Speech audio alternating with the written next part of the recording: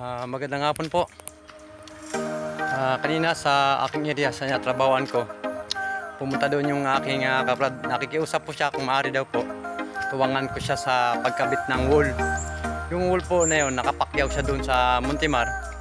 Hindi niya po kayang iangat yung wool kasi ang wool sa itaas ikakabit. Kasi yung ikakabit na ano po, hardiplex, mabigat po talaga yon. Sabi ko pag out ko mamaya, uwi lang ako, magbibis, sasamahan kita. Ito po, alis na po ako, pupuntahan ko siya. Sasakyan po namin kulong-kulong. Ang babiyahe kami mga 15 to 20 minutes. Sige po.